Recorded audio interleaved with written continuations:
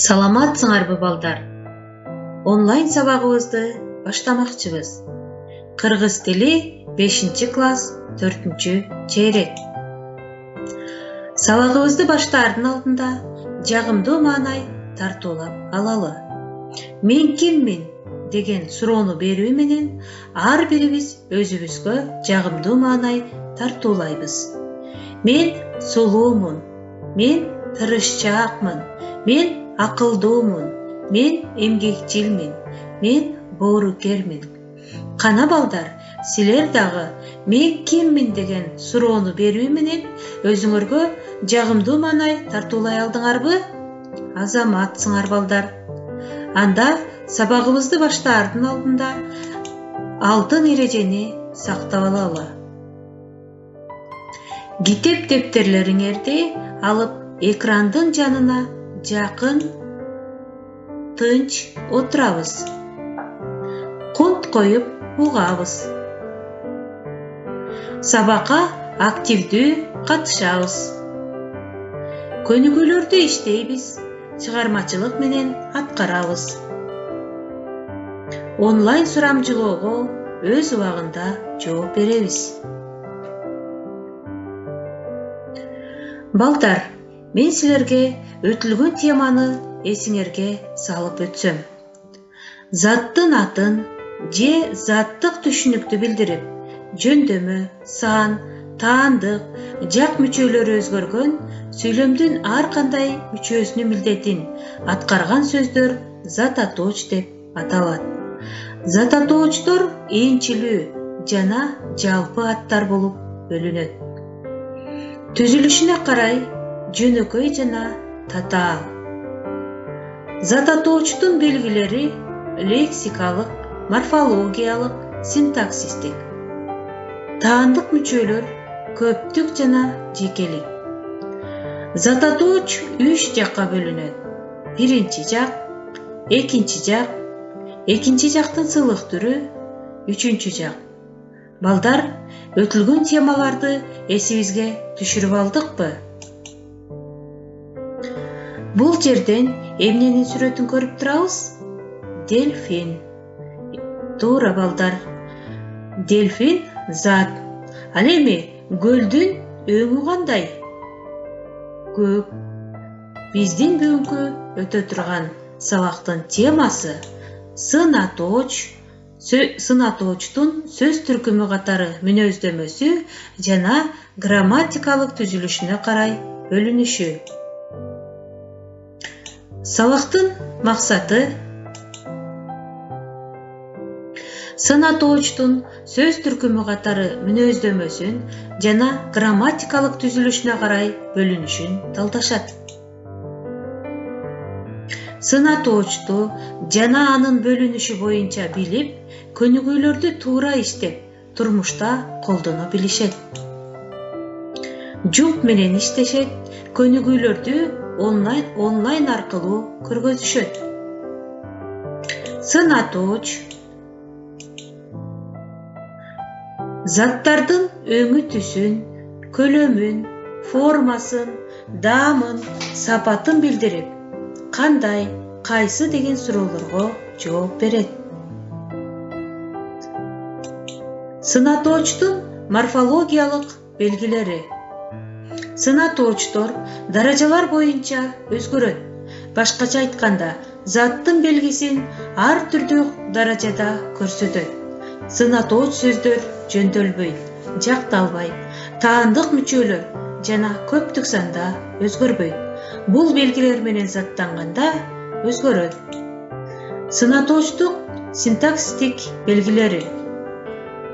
Сын атоочтор сүйлөмдө аныктоочтун, бышыктоочтун жана баяндоочтун милдетин аткарат. Мисалы,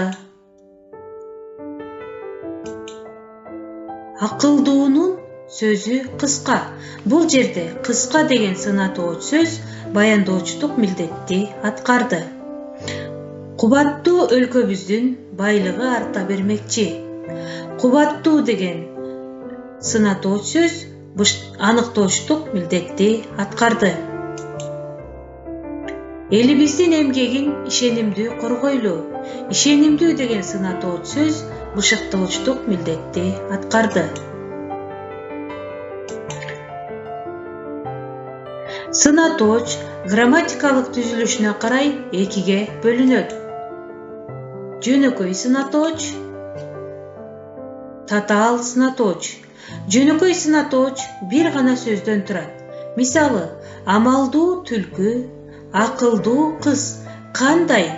Амалдуу, акылдуу. Жөнөкөй сынатоочтор. Татаал сынатооч эки же андан көп сөздөн түзүлүп, лексикалык жактан бир эле түшүнүктү билдирет. Мисалы, кызыл тазыл шарик, эстүү баштуу адам. Кандай кызыл тазыл, кандай эстүү баштуу. Татаал сынатоочтор. Балдар, силердин көңүлүңөрдү кызыктуу кыргыз тили мультфильмине бурсам.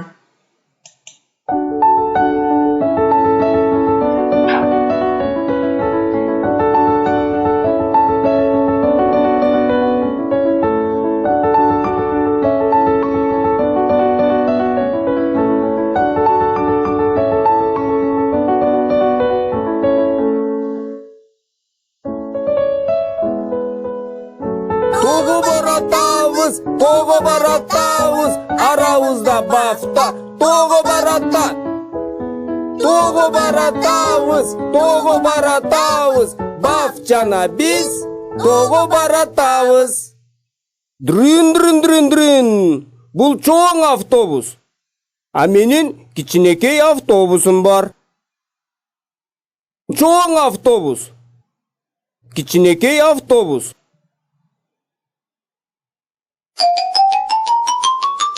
Bul tegerek. Döngölöktür tegerek.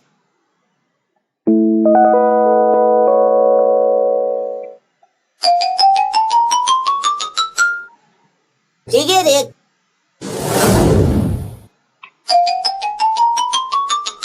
A bul 4 burçluk.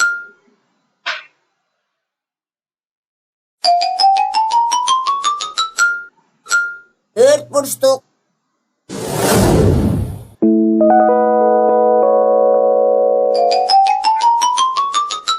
A bul 3 burçluk.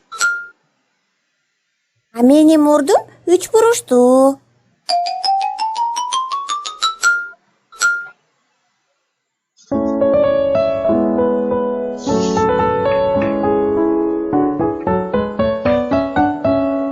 Geldik.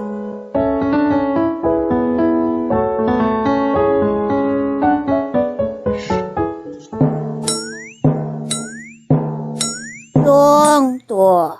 A bul kiçinekey köpelek. Darya.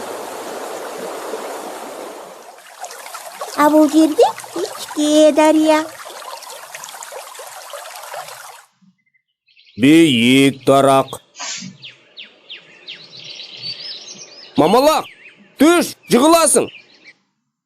A bu çok darak. Büyük tarak. Çok darak. Darya. İçki Darya. Büyük darak. Kapuz darak. Tegerek. 4 burçluk. 3 burçluk.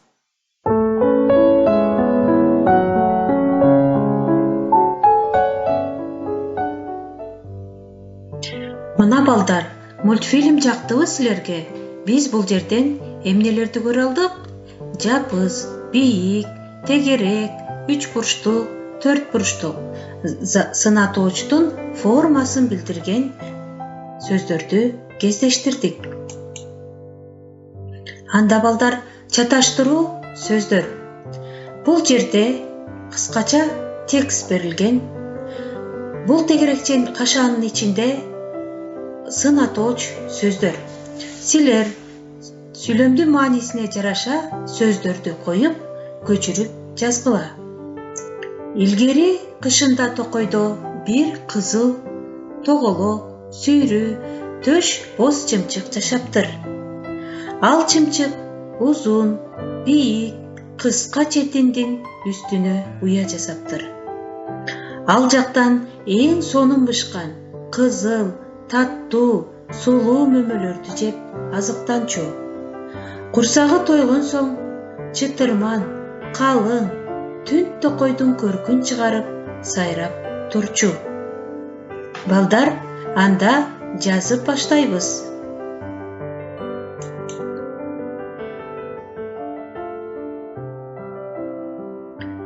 Кана балдар, жазганыңарды мени менен биргеликте текшерип чыккылачы. Илгери кышында токойдо бир кызыл төш боз чымчык жашаптыр. Ал чымчык бийик, четиндин үстүнө уя жасаптыр. Ал жактан эң сонун бышкан таттуу мөмөлөрдү жеп азыктанчу. Курсагы тойгон соң калың токойдун көркүн чыгарып, сайрап турчу. 418 көнүгүү. Өзүңөр заттын өңү түсүн, көлөмүн, формасын билдирген сөздөрдү таап, жазгыла. Чоң, чыны.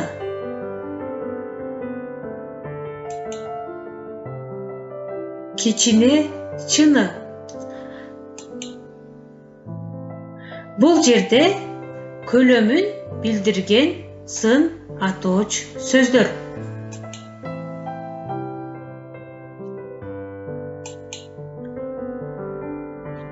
Сүйрү, топ. Тоголок, топ. Балдар, формасын билдирген сөздөр. Сүйрү, топ, тоголок, топ.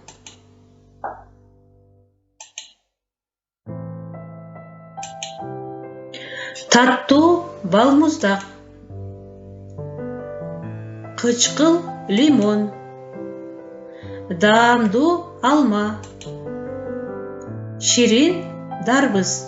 Мына бул жердеги сын атооч сөздөр даамын билдирген сөздөр. 419 көнүгүү. Окугула, кандай деген суроого жооп берген сөздөрдү көчүргүлө. Анда мен балдар ырдын текстин окуп берсем. Адырлуу тоонун ары жагында, ала тоонун бери жагында, калың чийдин арасында, кең сары чүй талаасында, бир узун кулак коён болгон. Мына ушул ырсаптарынан силер кандай деген суроого жооп берген сөздөрдү таап жазасыңар.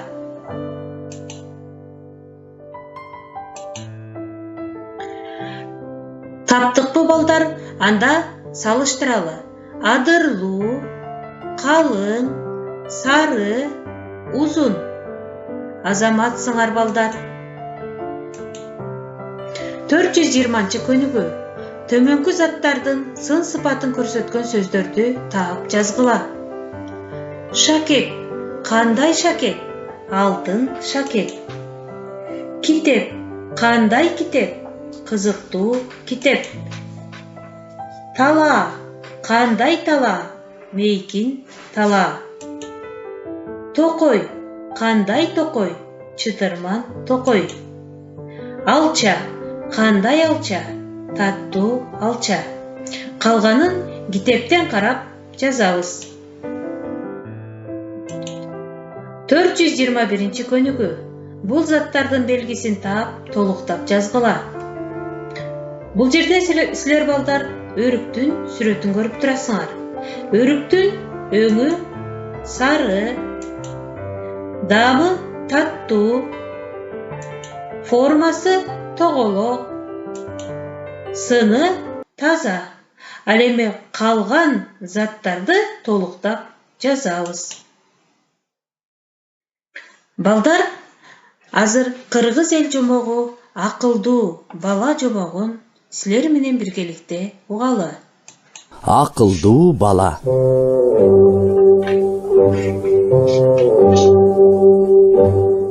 Илгери бир атагы чыккан уурунун жалгыз баласы болуптур. Ууру дайыма баласынын өзүн тартып ууру болусун тилеп, өзүнүн кесибине сыймыктан чөкөн. Бала чоңоюп калган кезде ууру баласын чакырып алып, «Балам, мени ата десең, сөзүңдү ук. Ата кесибин улантуу баланын милдети. Ошондуктан сен да мен сыяктуу ууру бол. Мындан ашкан кесип жок», деп болгон акыл насаатын айтат. «Ата, эгер мени адам болсун десеңиз, уурлук кесибиңизди үйрөтпөңүз. Мен адал эмгек кылайын», дейт баласы. Ууру баласынын бул сөзүнө жини келип ачууланып, атанын жолун жолдобойт деген эмне? Ай, атанын тилин албайт деген эмне жорук? Бүттү. Менин сөзүм эки болбойт. Бүгүнкү түнү ылдый кайылдагы жоошпайдын кызыл өгүзүн уурдап кел. Укмуштуудай себерген экен. Аны албасам жаным тынчыбайт, балам. Эгер уурдап келбесең, мени ата деп экинчи оозанбада көзүмө көрүнбө, дейт атасы. Атасынын жөн сөзүнө түшүнбөсүн билген бала макул деп үйүнөн чыгып барып, жоошпай менен сүйлөшүп, кызыл өгүзүн күзгө эгинге сатып келди. Анысын атасы билген жок. Балам чын эле ууру болот экен деп ойдо калып, кубанып турду. Семиз өгүздү түнү менен союп, терисин катып, этин бакан кылып илип алышты. Ал күнү казан асып, чүйгүн эттен салып, былкылдата кайнаткандан кийин, «Ата, бул этти жей электен мурун экөөбүз таразага түшүп көрөлү.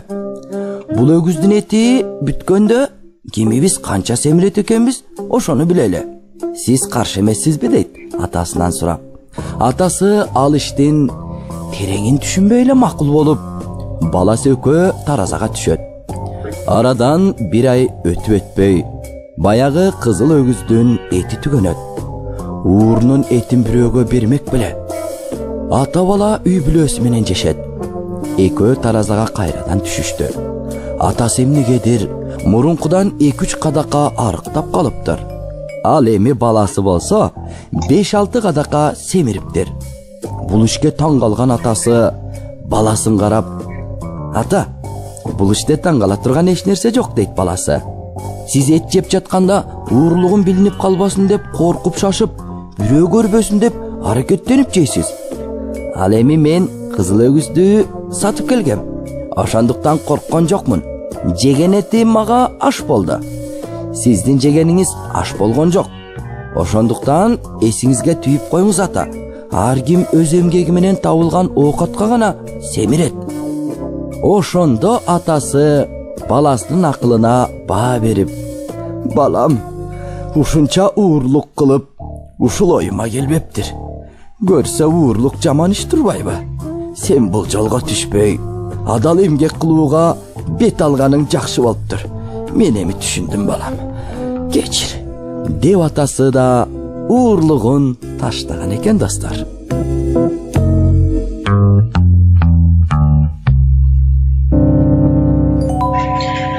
Мына балдар, кыргыз эл жомогу жактыбы?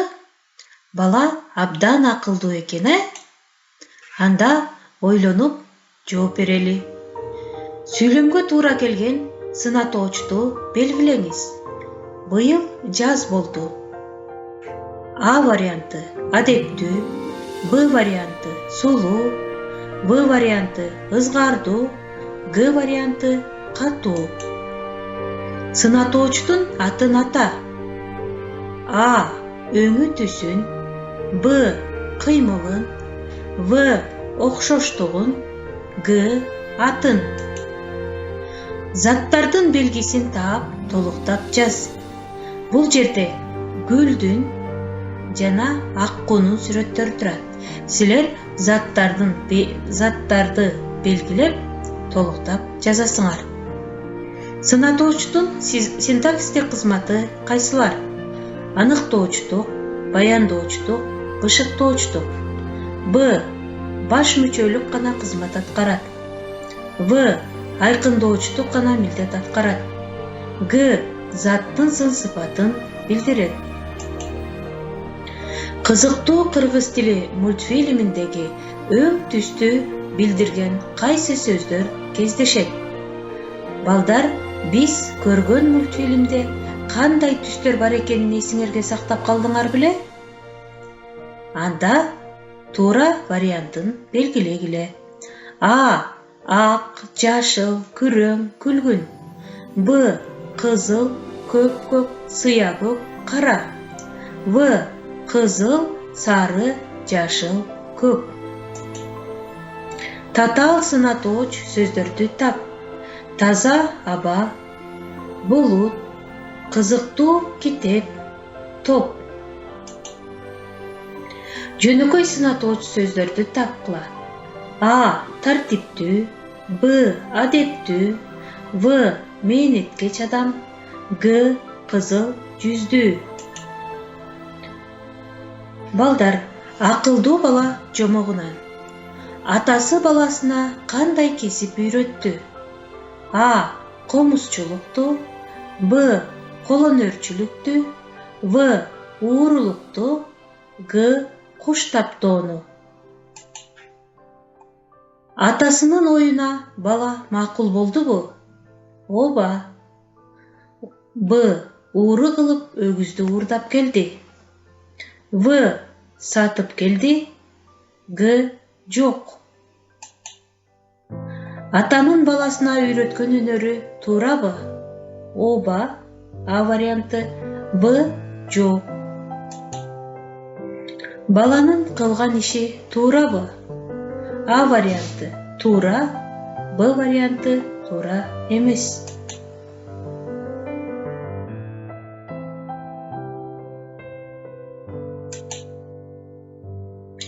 Үй тапшырма. Балдар, силер акылдуу бала жомогун YouTube каналынан көрүп, сынатооч боюнча 10 сүйлөм жазып, сынатооч сөздөрдү таап келесиңер. Ошондой эле 422 көнүгүүнү карап, сүйлөмдөрдү окуйбуз, сынатоочту табабыз. Көчүрүп жазып, кайтарым байланыш жүргүзөбүз. Онлайн сурамжылоого жооп беребиз.